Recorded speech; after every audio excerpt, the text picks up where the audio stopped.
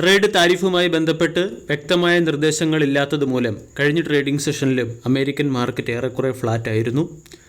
Nasdaq 0.03% ഉയർന്നപ്പോൾ ഡോ John's 0.37%, S&P 0.7% ഉയർന്നു.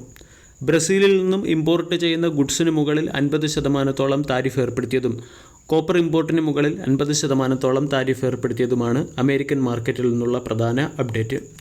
താരിഫുമായി ബന്ധപ്പെട്ട ആശങ്കകൾ നിലനിൽക്കുന്നതുകൊണ്ട് ഇന്നത്തെ ട്രേഡിംഗ് സെഷനിൽ ഏഷ്യൻ മാർക്കറ്റിലും മിക്സഡ് പെർഫോമൻസ് ആണ് കാണിക്കുന്നത്. ഗ്ലോബൽ മാർക്കറ്റിൽ ഫ്യൂച്ചറുകൾ ഡീസൻറ്റ് പെർഫോമൻസ് കാണിക്കുന്നതുകൊണ്ട് ഇന്നത്തെ ട്രേഡിംഗ് സെഷനിൽ നിഫ്റ്റിയിൽ ഒരു ഗ്യാപ്പ് അപ്പ് ഓപ്പണിംഗ് വരാനും സാധ്യതയുണ്ട്. കഴിഞ്ഞ ദിവസം റിലയൻസ് ഇൻഡസ്ട്രീസ്, ICICI ബാങ്ക് തുടങ്ങിയ സ്റ്റോക്കുകളിൽ വന്ന സെല്ലിംഗ് പ്രഷറിൻ്റെ പശ്ചാത്തലത്തിൽ ഇൻഡെക്സ് 0.18% ഇടിഞ്ഞ് 25,476 ക്ലോസിംഗ് നൽകിയിരുന്നു. മാർക്കറ്റ് ഇപ്പോഴും റേഞ്ച് ബൗണ്ട് ലെവലിൽ തന്നെയാണ്. 25,500 മുകളിൽ മാർക്കറ്റ് സസ്റ്റെയിൻ ചെയ്താൽ മാത്രമേ മാർക്കറ്റിൽ ഫർദർ അപ്സൈഡ് മൊമെൻറ്റം പ്രതീക്ഷിക്കേണ്ടതുള്ളൂ. 25,500, 25,300 തുടങ്ങിയ സോണുകൾ മാർക്കറ്റിൻ്റെ പ്രധാന റെസിസ്റ്റൻസായി പ്രവർത്തിക്കുകയും 25,400, 25,300 തുടങ്ങിയ സോണുകൾ ഇമ്മീഡിയറ്റ് സപ്പോർട്ടായി പ്രവർത്തിക്കുകയും ചെയ്യുന്നു. ഇന്നത്തെ ട്രേഡിംഗ് സെഷനിൽ സ്റ്റോക്ക് സ്പെസിഫിക് ആക്ഷൻ പ്രതീക്ഷിക്കേണ്ട ചില പ്രധാനപ്പെട്ട സ്റ്റോക്കുകളിലേക്ക് കടക്കാം. ഒന്നാമത്തേത് Asian paint. Asian paint Akzo നോബലിലുള്ള 4.42% സ്റ്റേക്കുകൾ, അതായത് ഏകദേശം 20 ലക്ഷം ഇക്വിറ്റി ഓഫ്ലോഡ് ചെയ്തിട്ടുണ്ട്. 3,651 രൂപ പെർ ഷെയർ എന്ന റേറ്റിലാണ് സെല്ലിംഗ് നടത്തിയിരിക്കുന്നത്. ഇതിൻ്റെ പശ്ചാത്തലത്തിൽ അക്സോ നോബൽ, ഏഷ്യൻ പെയിൻറ്റ് തുടങ്ങിയ സ്റ്റോക്കുകളെ ഇന്നത്തെ ട്രേഡിംഗ് സെഷനിൽ ഫോക്കസ് ചെയ്യാവുന്നതാണ്.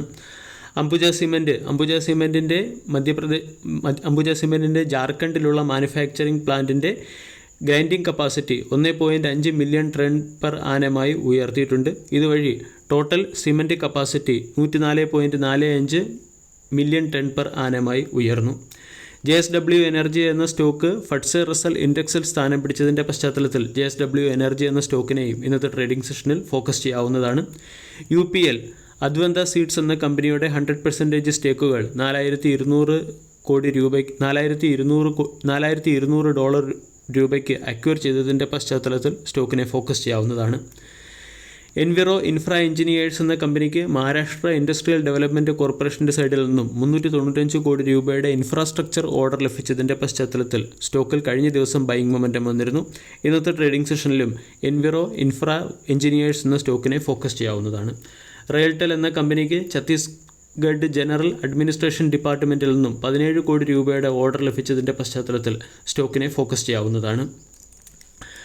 ഓയിൽ ഇന്ത്യ എന്ന കമ്പനി നാച്ചുറൽ ഗ്യാസ് ട്രാൻസ്പോർട്ടേഷനുമായി ബന്ധപ്പെട്ട് ഗെയിൽ എന്ന കമ്പനിയുമായി ചേർന്ന് ഒരു ഡീലിൽ ഒപ്പുവെച്ചതിൻ്റെ പശ്ചാത്തലത്തിൽ ഓയിൽ ഇന്ത്യ, ഗെയിൽ തുടങ്ങിയ സ്റ്റോക്കുകളെ ഇന്ന് ഫോക്കസ് ചെയ്യാം.